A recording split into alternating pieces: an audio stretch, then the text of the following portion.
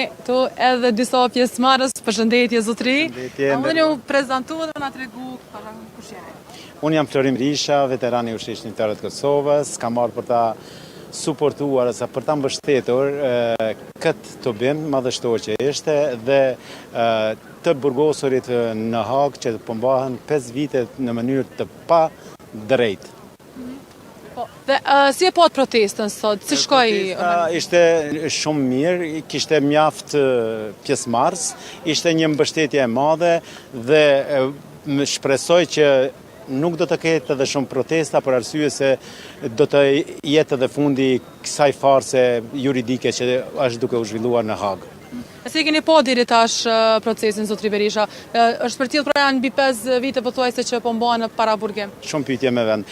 Ky proces është një proces i montuar nga qarqet rusoslave, do me thënë serbe, dhe nga qarqet e disa vendeve europiane, siç është Dick Marty që e ngriti këtë akuzë në mënyrë shumë të pabazë, dhe kjo akuzë u rrëzua, do me thënë sikur një karton prej letre, dhe tash kjo janë duke u mbajtur në burg pa asnjë lloj fakti. Një drejtësi pa fakte, një drejtësi e pa kontrolluar dhe një drejtësi e pa drejtë që është duke zhvilluar këtu, desha të them se këtu nuk gjykohet vetëm udhëheqja e Ushtrisë Shqiptare të Kosovës, por gjykohet lufta e drejtë e Ushtrisë Shqiptare. Këta dëshirojnë që ta ndryshojnë historinë, që këtu të vihet në faj edhe NATO, edhe UÇK-ja si të fajshme. Shpresoj që në një periudhë shumë të shkurtë të shpallën të pafajshëm dhe të vinë në shtëpitë e tyre. A besoni se do të shkojë zëri i qytetarëve, zëri i këtyre mijëra qytetarëve që janë pranishëm pra në këto protesta të organizuara edhe në Prishtinë, edhe në Hagë edhe sot në Tiranë?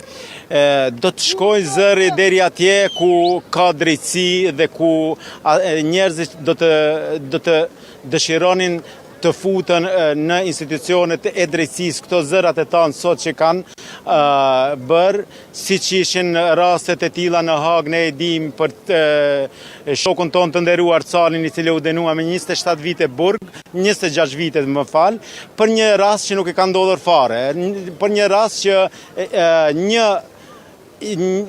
persone kanë vrarë policia serbe dhe ky dënohet për 26 vite. Çfarë drejtësie mund të flasim këto? Kjo është drejtësi e egër, një drejtësi që nuk është parë deri tani, e pa kontrolluar dhe e egër. Unë do t'ju them shokëve të mi në Hagë të bëhen të fortë dhe do të dalin nga aty shumë shpejt.